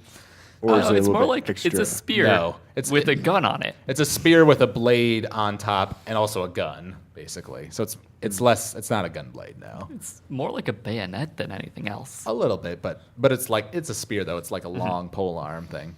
But there's an awesome fight between those two in that episode. And Kuriyama, like early on in the show, where she's like too scared to like fight a Yomu or like do anything, like she's being really cautious and like shy and stuff. This episode, she was just a badass. Like she was fighting Sakura, and like I held back before, because I was fighting the Hollow Shadow, and then she just beats the crap out of her, and it was like, yeah, that's awesome. Because she's her powers are really badass. I love like when she, what was it? Where she was like swinging her sword down and like got stuck on like someone blocked it, and then she just made it go into blood mode again, and then so she could like go below it and then like cut the person anyways. Like the cool ways you can use the blood powers, I think, are going to be really interesting to see. Because for me, like the first episode was pretty good, like I was interested. It was the second episode that really got me like, ooh, I like this, because she has that awesome fight in the very beginning of the episode with that mummy Yomu thing, and the animation there was really, really good. Oh yeah, that was a really cool fight. Actually, I was really impressed by that. So I don't know. For me right now, the plot is interesting and the characters are funny, but the main reason I'm watching is for the pretty animation and the fight scenes. Like that's what I'm looking forward to whenever I watch a new episode. So it's still one of the best anime that have come out this season, I think, but it's not as good as Kill la Kill or Samurai Flamenco, I would say. I don't know. Well, overall thoughts from you guys? Anything you want to say that you didn't mention already about it? I know it's an anime. Okay. knows That's right. the thing. Austin hasn't seen any of it. So Like I said, and you're a little farther than us, but like I think it just needs to do something more original than just she has blood powers. Or he has a dark backstory and goes crazy sometimes. Everyone has, but that happens a lot. Like that's not an original. Like Like like the most original thing is her blood powers, because the world I've kind of seen a lot of things very similar. It needs something, and I don't know what it is, but it needs some crazy new element or some mix of some other elements in it that just or need just to make it work. good writing. I Or- mean, yeah, or if, just like a if better- it just continues getting better and better writing, then I'm Or- fine with being in the same Yeah, world or again. characters that you're like that develop either faster or just like in. I will say the show hasn't had perfect writing by any stretch of the means, but at least for me, like I know you guys sort of said you saw the Akihito, being this half human, or we knew it was half human, half Yomu, but the fact that the Yomu half of him was like bad, I thought that was pretty brilliant, because then in that episode, Mirai flashes to like all those times where he said like, you're the one who understands anything, Mirai, I don't have friends, or like, I'm exactly the same as you, like he had said like these sort of cryptic lines throughout the first 3 episodes, and I didn't quite get them, but then episode 4 it all came crashing down. I was like, I was feeling some feels. They're like, oh, because he was so like happy-go-lucky, and the fact that he is so bad, like you see on the back of the Hiromi, the boy brother guy, he has like this big scar on his back. Apparently, that's from like a time where he fought against Akihito and like tried to contain him and like got injured basically. You say that they flash back to those things. It felt to me like a lot of those things that he was saying, he said in that episode, and like they kind of just piled that all into that one episode to sort of give them something to go back to. He said a number of those things in that episode, but there was definitely a couple lines I can think of in episodes 2 and 3 where he had these cryptic references that you didn't quite understand. Because like when I was watching the show with you guys, I was rewatching for the second time, and I noticed some lines like, oh, there's a hint. Oh, there's a hint. And it's like, oh, those are cool. I like it when I can rewatch a show and see things like that. And then we reach the third and final one we'll be talking about today, Samurai Flamenco, which is going to be 22 episodes, which also makes me Nice. happy. It's like another one that's a little longer, not a 12-episoder. It's done by Manglobe, Studio Manglobe. I don't know as much about them, but they did. They've actually done some pretty big things like Samurai Champloo, Ergo Proxy, Dead Man Wonderland, The World God Only Knows, and a show I watched like early in this year, The Unlimited Hyobu Kyosuke. So they've done some pretty good things over the years. And more importantly, this show is directed by Takehiro Oromi, who is most famous for directing Bakano and Durarara. So, Bakano is one of my all-time favorite animes, and the idea that like this director is creating an original anime, because this isn't based on anything, and releasing it, I was pretty excited and started watching the show pretty much because of that. Because whereas like Kill la Kill and Beyond the Boundary had some like trailers released for it, there was almost nothing like promotional material for Samurai Flamenco until like right before it came out. But I was like, great, I have Bakano, I'm gonna watch it. And honestly, I think it might be the show I'm enjoying the most this season, just because it's just pure fun. Like I just laugh and smile so much while watching this show. I don't know because you guys. Dan, Peter, and Andrew, you guys were all there when we watched the first 5 episodes, there in my apartment. Because I personally had a lot of fun watching with you guys just because, like, we were all, like, collectively laughing, at certain moments in the show or, like, cringing, when Flamenco Girl does what she does. Beating the oh, my God. That's... Every time she was on screen, I noticed guys just, like, immediately started crossing their legs. Just, yeah. Well, you haven't seen the most recent episode. Let's just say, how she's with the 3 flamenco girls at the end of the 5th episode. Yeah. They go out and fight some crimes, and she's like telling all of them, like, okay, you got to do it too, And at first, the blue-haired one, like the shy one, just does it like really lightly, and she's like, no, you got to do it like this, and she does it really forcefully, and you just hear the guy screaming, and I was like, literally like, oh no, it's just painful to watch. Actively grimacing right now. The suffering. But I don't know. I think going to first impressions, I really enjoyed the first episode of this show because it's like something, talking about something that's unique. Like it's completely like set in a real world, like no superpowers, nothing supernatural going on. Just this guy who's really obsessed with like Kamen Rider and Power Rangers and the idea of being a superhero, and he just dresses up in a costume, goes out one day and tells people to stop littering, and gets the crap beaten out of him by a bunch of middle schoolers. Like, that's such an interesting idea, something that, it's almost a bit more Western than Japanese, I would say, like it's sort of a combo of both. I don't know. What did you guys think of the first episode? I liked it a lot. I thought it was funny because he was getting beat the crap by the middle schoolers, but I was confused because I'm like, he said he like trained for this, and he worked out. Yeah, he worked out. I don't know. He worked out, but like punched things. I feel like he should have like taken like some kind of like karate classes or like whatever, just to like prepare himself for this. But it is funny watching him get the crap beat out of middle schoolers. My other problem with the show is I felt like he got the crap beaten out of him too long before he started like being able to fight back in the show. And I kind of wish that happened a little sooner. Like, because by the end of like episode 5, when Flamenco Girl shows up, he's definitely like helping her fight, and he's actually like kind of winning fights on his own. And well, episode 4 is when he's definitely been training with the with Red Axe, and like such a great character. He's just he a was- washed up he was action star. I actually- love him. he's not washed up. He's like still doing a lot of things. And I love that because I did not see that twist coming because I thought he was in fact going to be just a washed up like Chuck Norris parody, but then he just wasn't. He was actually like very into the stuff that he did, which is weird because normally you see like those sorts of characters be very distant from those roles that they have. Well, I thought you saw that when Hazama was on the set, and he was talking to the director, like, "Oh, well, this should be like in this episode of this thing," and where he's like, I've been directing these hero shows for like Exactly. 50 years. I don't remember They're all the them. same. Yeah, no, like Yeah. you He's expect jaded. you expected the guy who played Red Axe to be like that, but he Or wasn't. like cynical cash-in sort of character. Oh yeah. Yeah, like you expect, because a lot of times those stories go like the idol, 'cause he's Samurai Flamenco's like idol. Like you expect him, or you see him be like he's completely a bad person, like a terrible character, a terrible role model.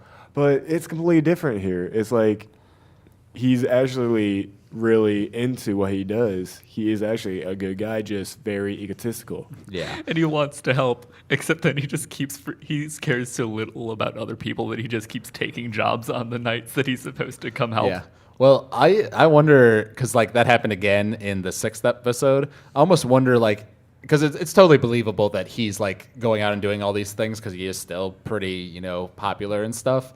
But I like to think that maybe like he's lying about all that and he's actually like doing something completely different or just ignoring him or something. I don't know what it's gonna be, but I don't know. What did you think of the first episode, Dan? I thought it was a very original idea, and it was very witty and humorous. Yeah, Like, it's smart. yeah, like I really like how he's just going on like with a serious tone, like Oscar nominated speech, and it's like about the most Mundane stuff. mundane thing. It's like the world could fall into chaos, and all because you didn't put the can in the garbage. Or you took your garbage out too early, or you took stole an garbage out too umbrella, early. or you put it in the wrong garbage. Yeah. Yeah. What did you think of the first episode, Austin? I liked it. The only kind of turnoff I had for me is like they explained nearly everything within the first 7 minutes, and I don't know if that was like. When you say Too everything, you mean like about what he wants to do with Samurai Flamenco?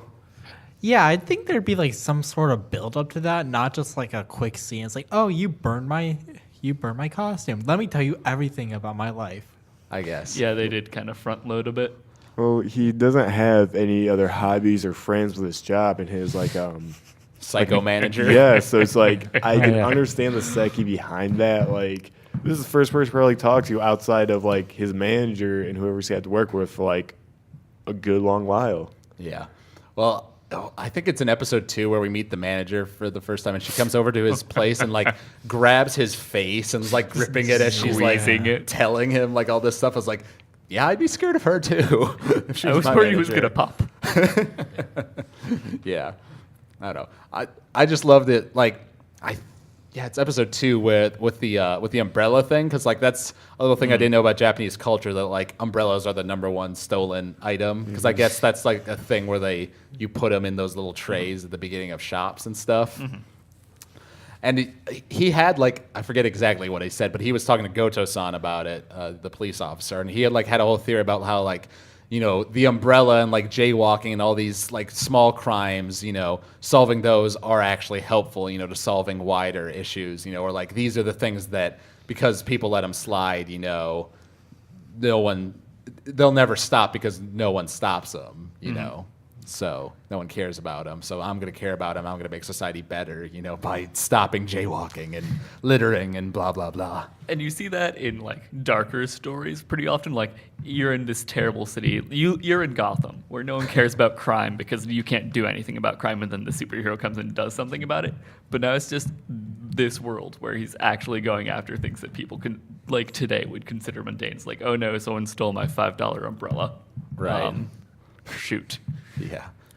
I think we also made that point in the episode that he's like a really good biker because he will keep pace with the Oh, train. God. Yes. All bang the stoplights.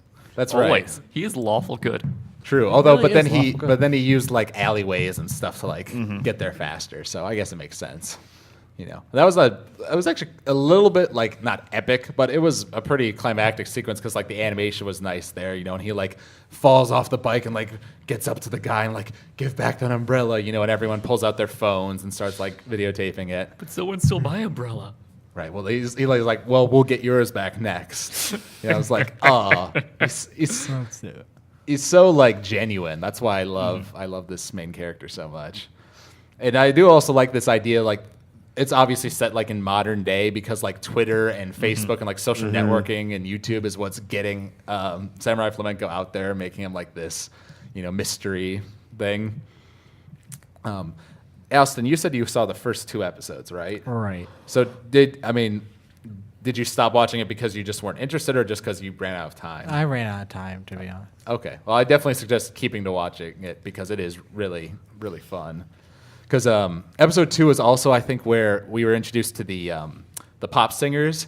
And I think one of the parts we laughed at the most when we were watching it is when he started singing the Red Axe theme song under his breath, to like calm his nerves during the shot. Yeah. And what's her name, Mari, like hears him whispering it, and she like grabs his arm in the middle of shooting. Yeah. And I was expecting that. I did not like expect that to go where it did. Like that whole she recognized it. I was expecting some sort of crush romance plotline, then turned into she hates things. Not, I don't know. She likes kicking people in the balls. No, see, Yeah. oh, you didn't see that? Like, I thought she totally recognized it, and like, I thought she was gonna end up being like part of some like secret society of superheroes. I thought it was that either have that or a already romance established. plotline. See, I thought like because at the end of like this show has like scenes at the end of the credits like always, and at the end of episode 2, I think there's something with Mari like watching something with Samurai Flamenco on TV. Maybe it was like, no, that wasn't it. Maybe it was something where she was watching something and like it was something Samurai Flamenco related. So I thought she was going to become like his super fan, like someone who's just completely obsessed with Samurai Flamenco, like That'd wanting be to funny. know his She's a little identity. farther. But yeah, I didn't expect her to become her own superhero. Because it's sort of like, I think you were the one saying it, Andrew, that like by the end of episode 5, where now there's 3 Flamenco girls, it's like they're creating their own Justice League. And there's Red Axe, and you got Samurai Flamenco. Like, there will be some. I feel like if there's a few more in there, they might just like make like a team up. I wouldn't be surprised if the manager and the policeman at some point donned costumes. I I feel like the policeman Well, probably the won't stay in it. policeman definitely seemed like, because when he did disguise, like when he dressed up as flamenco and stood on top of the building for that thing, they had that thing where he was saying like, "Oh my god, this feels so good." I think I think they really are setting it up so that he will eventually become like his sidekick or partner I or know. something. I personally like the idea because in episode 5, Goto-san sets up some sort of like flamenco like committee thing, like in the police Yeah. force, and then he's like all flamenco related, incidents come to us. So it's See- like I think he's gonna be like on the police side of things, like helping Hazma No, out. See, I also think he is going to, because during that part, he was all about. He was noticing how just like corrupt the police are, because they're like, yeah, this thing was, because the guy he was with is like, yeah, nobody really cares about this. We're just gonna like write this stuff down and like not care for like the easy posting, and then they're gonna reassign us in like a week, and. I think that he was like, no, I'm going to actually do this. I think what this is slowly becoming is the things that Samurai Flamenco is telling him will make him like motivate to be like, yeah, you're right. I feel like I should do more, not just as a cop, but as helping you with your thing. Yeah, there's something you're hitting under the table there, just so you know. Just be careful with that. But something I think that they're definitely building towards, because like Goto has said a number of times, like if I ever get called out, to get you, I'm gonna come get you. Like just because you're my friend, I'm not gonna stop. So I think at some point later in the series, Samurai Flamenco is going to get involved in like an actual like criminal act, whether probably on accident, but Goto and like the police are actually going to chase after him, and that's going to create like some big drama between the two of them. I wouldn't be surprised if he was framed or framed for something. Yeah, it's very much like the Fox and the Hound sort of story, like these two people on opposite That could be a really sides good sort of way thing. to do that too. Well, and there was something I was going to say off of that. With the Justice League thing, you guys haven't seen it yet, but in the newest episode 6, it's pretty genius. There's this random, like 40s like guy in a lab coat sort of thing who talks to Samurai Flamenco and ends up giving him a bunch of new weapons. Like basically he says like, you're going to die. Like, you're leaving yourself defenseless when you're fighting these guys hand to hand, but I've got like all these gadgets and things to give you. Like her staff, which just has all of the things. Well, Like a she's spiked got flail? she's got a staff. What he gives her is actually pretty genius. He gives him like a bunch of weapons and items based off of office supplies.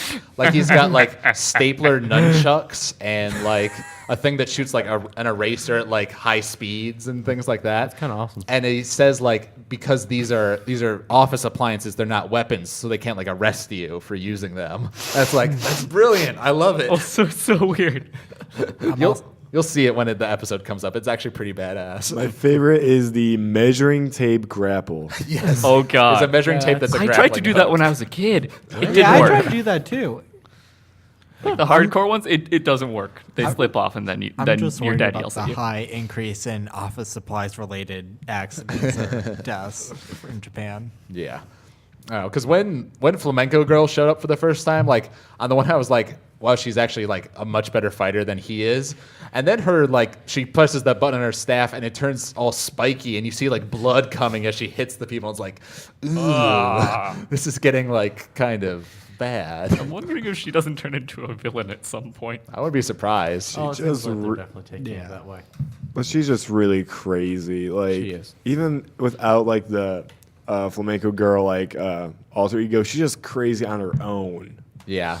Well, And she's got an obsession. She has her own strange fetish for Yeah. Made in a officer uniform. uniforms. well, Yes. in episode 5, doesn't she have like those full body pillows of just like Yeah. police officers and she like tackles one? And just rolling around on the floor with it. And all the songs she wrote for her band are just songs about Like uniforms. she wrote 78 songs. They're all about this uniform fetish. Yeah, they Well do more with then. that in episode 6, and it's pretty funny. I don't want to spoil it for you guys, but it's well done. And what's interesting about her is whereas Samurai Flamenco in all of his speeches is always like talking about justice, and fighting for good and stuff, she always says like, I don't care about justice, but I think bad guys should be punished. So No, die. I believe the term die Actually, I is think she does. generally in She there. just say die. she does say that actually. Like, you do not deserve to live. Yeah, well, I mean, I wouldn't be surprised if she kills someone with that. I mean, she's got spikes, she has a taser, and she kicks them all in the nuts every time she beats someone. Like, Which is, There's going to multiple be some times. intestinal damage. She's wearing heels. yeah, that's Oh, that, God. that just makes every man who watches it cringe. Like it's oh But there's a fun. This is another one where we could use getting a female viewer. yes. Oh, yes. But there's like a Yes. fun like hotel bell sound effect when it's just like ding, ding, It almost makes it ding. worse. Oh, the pain! I can feel it. Okay, to move on I'm to not something feeling else. We need to talk about something. What is up with is Goto the police officer? Yeah. Yeah. What is up with his girlfriend? Yeah. Seriously, Oh, what yeah. is going on there? Well, what were you guys saying that she was going to be like the super villain? She's Oh, like yeah. the secret supervillain of this whole thing because there has to be a supervillain at some point. It's like this. That's going to be an element. Oh yeah. Well, someone's going to be. It's going to be the classic thing where the hero makes the villain. sort Yeah, I of know. thing. It will be like, okay, so they'll watch Samurai Flamenco be like on TV and like, yeah, so if he's the first real superhero, then I guess I'll have to be the first real super villain. Or It'll be like something really lame and probably. be awesome. because Goro went Goto. Goto. Because Goto went to didn't go on the date to help Samurai, he ended up getting dumped. So it is technically Samurai's fault if she does become a villain. See, I thought that maybe she got dumped, but then in episode 6, he shows Mari, like, Mari's being all flirty with him, and he shows him, like, see, I have a girlfriend, and shows him a recent text. So I don't know whether I think they are still together. Their just relationship is kind of rocky, I their guess. relationship Yeah. is rocky, but there is clearly something going on with them never wanting to go see each other. Well, in episode 6, he's like talking about. He's like, yeah, I can't imagine, like, because Mari's like, well, you can dump her from, like, I don't know if she says like about them two together, and he's like, well, this is the girl that I don't need, or she's perfect for me. Yeah, so he seems to like her, Yes. I think it's just like life gets in the way, and she felt really bad when he stood her up on that date, because they probably don't get to come together because I guess she must be in a different city. Like it hasn't really been Or at least explained. just a different part of the city where there's not like but convenient that's trains or that's anything. not long distance, really, though. I mean, I feel like you got to be at least in a different town. If you're I don't know. With the whole thing of Goto's girlfriend being the main supervillain, I'm just imagining like Goto getting a text that's like, "Hey, I'm coming to visit," and she just comes in a giant mech. Oh She's- my god! What if she's in the Yes! mech from the opening? Yes. That would be the best. When does he get elbow jets? I guess we should talk about that since I mentioned it. I really love the opening and endings for this show. Like, Oh, yeah. the OP like has a nice song, and it also has that awesome like bit of action where like, oh wow, this looks so cool, with the jet arms that he's fighting the robot, and then it's just all a dream. Yeah. So cool. Yeah. So And the manager has horns when she's yelling at him. yes, because she is the devil. And I don't know what it is about it, but I've become really addicted to that ending song as well. Like I just think the song is catching. It's such a little colorful. Yeah, with all the little balls bouncing and And those the little really poppy song. Yeah, the shapes near the beginning. It's like a music video for like that group. Yeah, they're banned. The first episode, I was kind of confused by that because they hadn't introduced those three characters yet. So I was like, oh, it's really good. They're giving so much screen time to like the neck of a girl who has not been in the show yet. Yeah. Well, I also wonder, talking about like supervillain things, I wonder what's going on exactly with the rich guy, because he's the one who initially offered the reward for like who can identify Samurai Flamenco's identity. And in episode 6, he does a thing where for like one night it's a 10 million yen reward, and like all these people start trying to get Samurai Flamenco, and he's just doing it for publicity basically. But I wonder what's going on with him exactly. I don't He know. knows how to market things. I guess. I mean, is this going to become like Samurai Flamenco versus like the corrupt marketing team? Yes. He's going to take down corporate giants next. Well, I mean, he did Take say that, he wanted Target. to do that. He wanted to bust crime lords and like corrupt businessmen. Well, and he wanted to this- graduate up to that. He's He's started now. Like he starts and Flamenco Girl were like fighting actual criminals. You They know? were. More He's going up Flamenco slowly. Girl was. And he was just being the victim while Flamenco Girl just got her staff and starts whipping people about. But now that he has like gadgets and a means to fight, maybe he will start like slowly working his way up, and by the end of the show, he will actually be taking down corrupt criminals and like Who steal gang umbrellas. leaders and Yeah. who steal umbrellas. Yeah. I will say I still don't think we've fought someone who actually used a gun yet. Like they've all used, a lot of people have used knives, but no one's drawn a gun yet because he'd be pretty ineffective. He if would be someone had pretty a gun. ineffective against gun. But, you know, it's funny because the gun violence is not that high in a lot of other countries outside the U.S., so that does kind of make sense. Yeah, especially Japan. I think Especially that's one of the Japan. lowest ones. I think it Yeah, is really I think low they have really gun strict violence. gun laws for So- whatever reason. But, I mean, there will eventually be a gun pulled, and that will probably be like an episode. And I will say, because I was like really starting to hate Mari as a Flamenco Girl and how she was forcing Hazma to be her sidekick pretty much. And then in episode 5, he like stands up to her and is like, "No, I'm gonna fight for justice," because that's after he gets that. The helmet and letter from his grandpa, who was like the best grandpa of all time. Clearly. Yeah. Because there's even more in episode 6 where he's like going over like these diagrams and letters from his grandpa, and this guy just seems like he was awesome. Like he's the one that integrated this love for justice and superheroes into his head as a kid. So I hope we could see like a flashback with him or something, because he sounds really cool. But it was awesome when he stood away from Mario and was like, "I'm doing my own thing," And she was actually kind of okay with it. Like she wasn't like, "I'm going to reveal your secret identity." See, I thought that was interesting, though, because it seemed like up to that point, that entire episode had been about how Mari kind of didn't need him because she was actually having a bit of trouble when it was just her alone. And I thought, the entire point of the episode would be, I value you. I'm going to stop treating you like you're worthless, and I might listen to you when you say stop kicking them in the private places. And instead, she just like got 2 more girls and is now forcing them to do the same thing as her. Right. Well, in episode 6 shows they actually do want to do it too. Like they're excited about it too. Oh, God. And there it goes. So they're all into it. Although the other 2 I don't think they have combat training, so I don't know how much good they'd be in an actual fight. Well, the one with glasses, clearly seems like she's like in love with. Oh no, she Her? definitely is. So she's just doing it for that. All Probably. she has to And do the is other put one- on a uniform. And the other one, yeah, that's true. The other one is probably just like using it to take out her aggression towards the leader because she's just like so frustrated with her. Probably. Isn't she the kind of awkwardish one around the fight? So like that's one where Flamenco Girl had like show how exactly to stomp. No, And twist. that one was the blue-haired one, like the shy one. okay. The red-haired one is the one who was like stuttering when she was doing her like poses because she was Yeah. like feeling really embarrassed about it or whatever.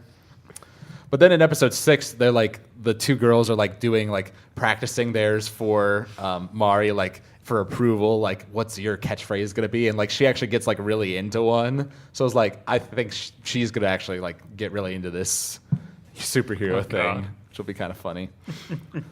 And one thing I want to talk before we close it up, I want to talk a little bit about episode 3 because I think that was like one of the best episodes so far. Because when it was great when Joji, the idol guy, his hero, like when he was like, "I'm actually Samurai Flamenco," and when he talked to Hazma on the game show, because like he had said, "Oh, Hazma watched the video 200 times," and he goes up there and like hugs him and like talks to him, and like Hazma's totally geeking out like any fanboy would, because this is like his childhood hero. Yeah. I thought that was really cute and identifiable.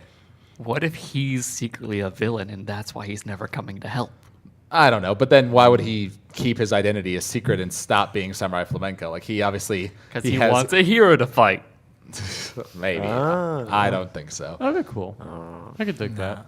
That's a bit too I don't think that's far-fetched. gonna happen, but I could dig that. I personally like the idea of him being like this, just how ridiculous he is. Because like when he goes and fights Samurai Flamenco and he's like beating the crap out of him, and then Hazma gives like some sort of epic speech, and he like starts crying tears. He's like, "You've done well, I will stop being Samurai Flamenco. You are I'm your mentor now. And blah blah blah." Like I love that. And he's just like so on board. We're like, yes, I will be your pupil. And then they keep doing that thing. It's like master pupil. Master pupil.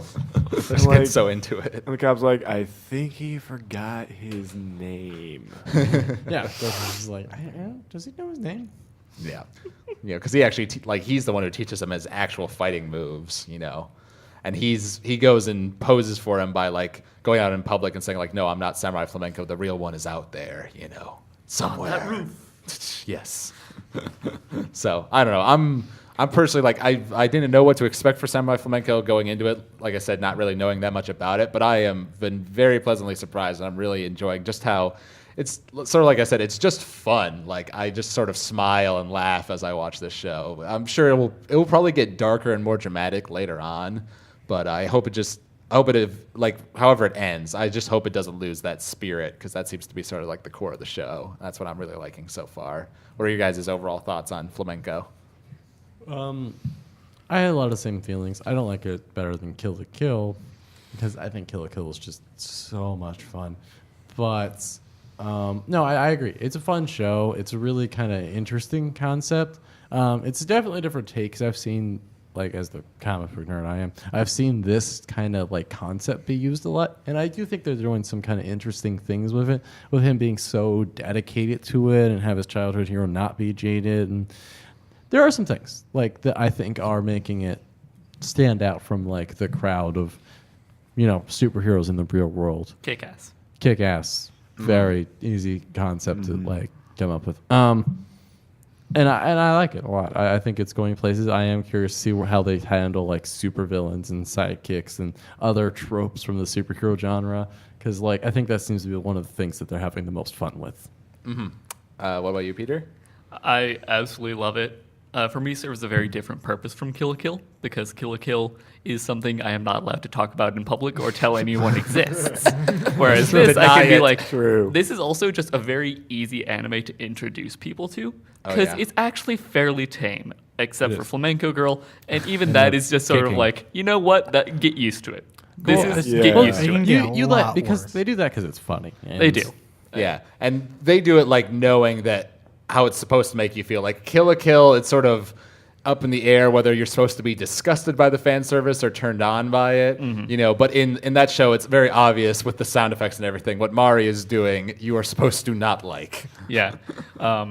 I love how real world it is, because like they have so many rip-off Power Rangers, and there's the Japanese game shows, and like the inner workings of a modeling agency, and like getting the model to be in more than just like sexy pictures in men's catalogs. I find it's really easy to just go and enjoy and show new people, which is for me one of the most important things in anime, whether a person can just walk in and like not feel like they walked in on something they shouldn't be seeing. That's a good way of putting it. Austin? This is actually kind of the show that no matter if it was an anime or not, I would still watch it. It's just, I don't know why, it just feels that way. Yeah, well, sort of like I said earlier, how it's got a bit of like westerniness, like sort of like Baccano, in that Baccano like doesn't feel like an anime really like at all, because it's set in 1930s America, with gangsters who are immortal and like all this like the New York accents and everything like that. So Durarara is more Japanese from what I've seen, but it's also different than your typical anime fare. So he's sort of one of those guys, sort of like Shinichiro Watanabe, who doesn't follow all those Eastern tropes and sort of likes dipping into like these things that are maybe more identifiable with Western audiences. So I like that. Yeah. And what about you, Dan? I really like it because I like Kill la Kill just because it's just so over the top, and I find it really funny. Samurai Flamenco is just really enjoyable to watch. Like, you don't have to get in that mindset like, wow, this is really, really, really weird. You can just like sit back and be like, oh, this is pretty interesting. I like what I'm watching.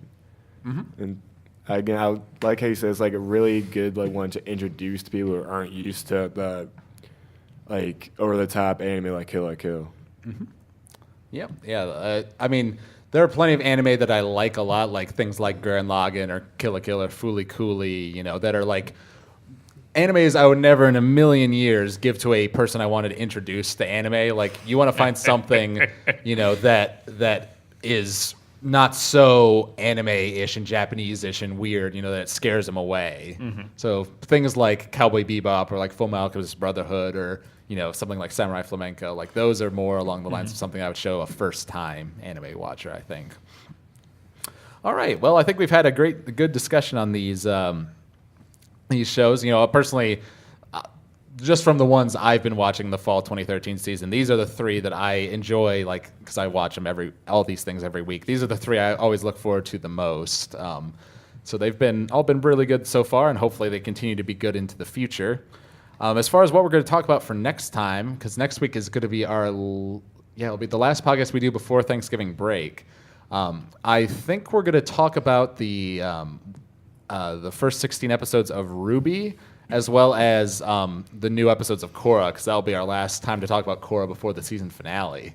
So that's what I'm thinking is going to be on for next week, so you can look forward to that. And if you've enjoyed listening to us, you can email us at techheads@avwproductions.com. You can follow us on Twitter @techheadsou, like us on Facebook, subscribe to us on iTunes, subscribe to us on YouTube or AVW Media, or techheads.me for our website. Give us some ratings and reviews on iTunes. We like hearing from you guys. Constructive criticism is always appreciated. I want to thank all of you for being on here today, especially Austin. Thanks for coming back, after a little hiatus from Nichijou time. No problem. I'm glad I was basically no help to this podcast. That's not true. Nonsense. You'll be fine. You had some nice comments. Don't beat yourself up. So, thank you all out there for listening, and we will see you next week when we talk about Ruby and the Legend of Korra. This product is copyright AVW Productions 2013.